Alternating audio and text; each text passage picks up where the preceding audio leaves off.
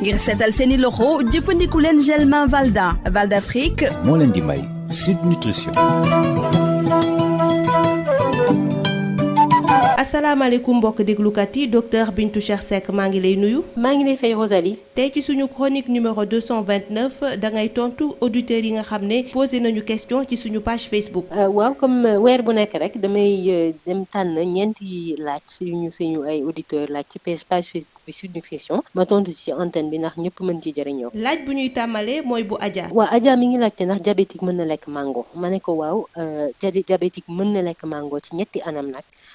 benn bi mooy mango ku koy lekk te am diabète da ngay wàññi wala li nga ciy lekk maanaam bu ñu jëlee mango bu yem buñ xaaju mango bi ñu koy wax benn jour de mangue ci nasaraan xaaju mango bi mooy lu yem waaye mango bi lekk mango bi lépp day ëpp ci diabétique ñaareel bi mooy mango dañ comme dafa bari suukar dañuy ki am diabète dafay fexe ba bu mu ko lekk ci suba si maanaam buy ndékki par exemple wala ci guddi buy reer parce que boobu la mën a suukar bi nekk ci mango bi mën na yokk suukar bi nekk ci deretam lu bari donc bu kuy lekk mango am diabète daal nay jéem di ko lekk ci ngoon si ñetteel anam bi mooy bu ñu rek ku am diabète topp bés bi yëpp muy lekk mango te mango bi mën nañu jàpp ni ñetti weer mën nañu am mango donc na fexe ba dugal ci yeneen fruits xëy na bu lekkee mango benn yoon ci bés bi lekk yeneen fruits banane wala pomme wala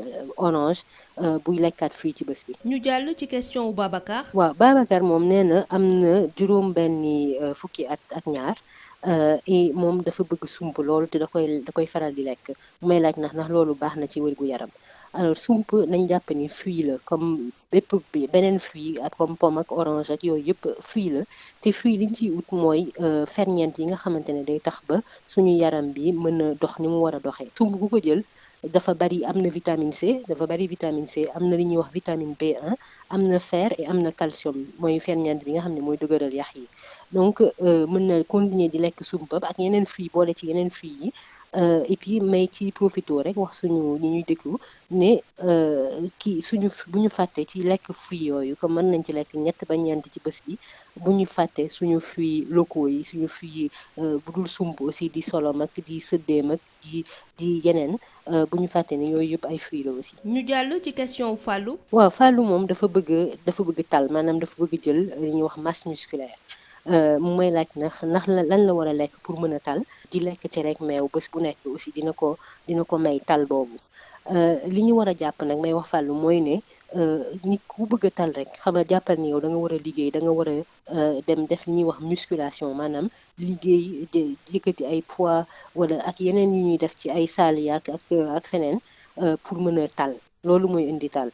parce que lekkinu ki nga xam ne dafa bëgg tal ak ki nga xamante ne bëggul tal benn la war a doon muy lekk ni ñuy wax alimentation équilibrée nga xamante ne dañu lekk suñu ndékki añ reer wala ci diggante yooyu sax mën nañu xiif di lekk te li ñuy lekk dafa war na am yàpp war na am légume war na am fruit war na am ay pepp mooy alimentation équilibrée topp di lekk cereek meew loolu duma ko tegtal dama ko koy déconseiller parce que loolu sax mën na ko may graisse bu bari maanaam mu grossir te loolu ku bëgg a tal bëggul bari graisse donc ñaar ñooñu mënuñu ànd. question bu ñuy mujjee mooy bu Idrissa. waaw Idrissa moom mi ngi laajte ndax buy ndekki dafa war a taamu mburu bu mu jënd ca boutique ba jënd ko ci bés bi wala mu bàyyi mburu mi mu fanaan mu lekk mburu moomu bi fanaan. alors li ñu war a xam rek mooy ne mburu bu nga xamante ne ci bés bi dañ ko jënd ñu koy wax le pain frais.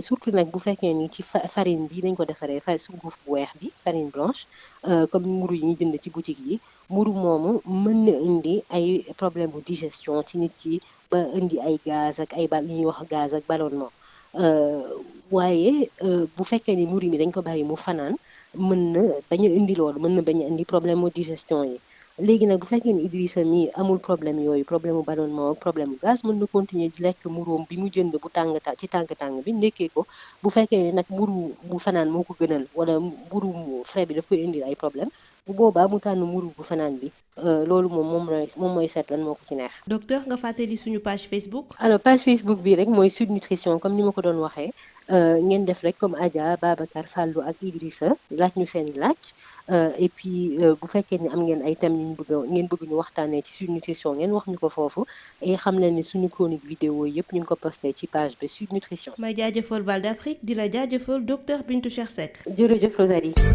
ngir seetal seeni loxo jëfandiku leen gel main Valda Val d'Afrique moo leen doon may Sud Nutrition.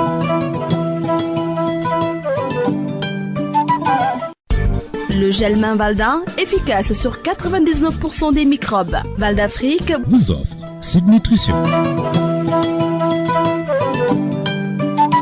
Bonjour chers auditeurs, docteur Bintou Cheikh Seck, bonjour. Bonjour Rosalie. Chronique numéro 229, réponse aux questions des auditeurs.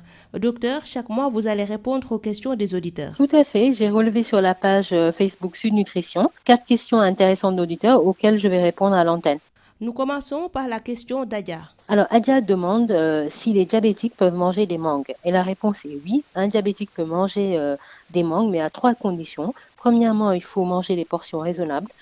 Disons que pour une mangue moyenne, une joue de mangue, c'est-à-dire la moitié, c'est ça qui représente une portion raisonnable. Deuxièmement, il faut éviter de manger les mangues le matin et le soir, c'est-à-dire au petit déjeuner et au dîner, parce que c'est des moments où le stockage de sucre est au maximum. Et donc, le sucre de la mangue va faire augmenter très rapidement le taux de sucre dans le sang. Mais de plutôt manger les mangues dans l'après-midi. Et la troisième condition, c'est qu'il faut varier les fruits, éviter de manger des mangues tout au long de la journée pendant la saison des mangues. On passe à la question de Babacar. Babacar nous dit qu'il a 62 ans et qu'il mange du soump très régulièrement, c'est-à-dire la date du désert, et il demande si c'est bon pour la santé. Alors je réponds à Babacar que le soump est un fruit à part entière. Ce qu'on recherche dans les fruits et qui les rend indispensables, c'est les vitamines qui aident l'organisme à bien fonctionner. Il se trouve que dans le soump, il y a beaucoup de vitamine C. Le soump est riche en vitamine B1, en fer et en calcium. Donc c'est un fruit à consommer et c'est l'occasion d'encourager nos auditeurs à consommer nos fruits locaux ou forestiers. La question suivante est celle de Fallou. Alors Fallou me demande comment manger pour prendre de la masse musculaire. Et il demande s'il est conseillé pour prendre de la masse musculaire de manger de la semoule de mil au lait tous les jours, c'est-à-dire le tcherek mew. Alors, il faut retenir que pour acquérir de la masse musculaire, il faut faire de la musculation, c'est-à-dire il faut travailler les muscles en soulevant les poids, etc. L'alimentation d'une personne qui désire prendre de la masse musculaire n'est autre qu'une alimentation équilibrée, c'est-à-dire les 3 à 6 repas par jour avec des viandes, les légumes, les féculents, les fruits, etc. Et je lui déconseille le tcherek mew ou la semoule de mil au lait tous les jours parce qu'il risque même de prendre de la masse graisseuse, c'est-à-dire de grossir plutôt que de prendre de la masse musculaire. Et on termine avec la question d'Idrissa. Oui, alors Idrissa demande s'il est préférable de manger du pain frais tous les jours au petit déjeuner ou de manger le pain rassis de la veille. Alors, le pain frais, surtout s'il est à base de farine blanche comme la baguette qu'on achète tous les jours à la boutique, peut être indigeste pour certaines personnes et causer des ballonnements. Alors que quand le pain est rassis, donc le pain de la veille, il est beaucoup plus digeste. Et je réponds à Idrissa que s'il ne souffre pas de problème digestif, il peut manger le pain frais tous les jours ou alors le pain de la veille si c'est sa préférence. La page Facebook? Alors la page Facebook c'est Sud Nutrition comme je l'ai dit tout à l'heure et faites comme Adja, Babacar Fallou et Idrissa. Nous poser vos questions sur la page et suggérez-nous des thèmes que vous aimeriez qu'on visite sur Sud Nutrition. Et sachez que toutes nos chroniques vidéo sont postées sur la page. Merci à Val d'Afrique et à vous, docteur Bintou Cheikh Seck. Merci Rosalie. Le gel main Valda, efficace sur 99% des microbes. Val d'Afrique vous a offert Sud Nutrition.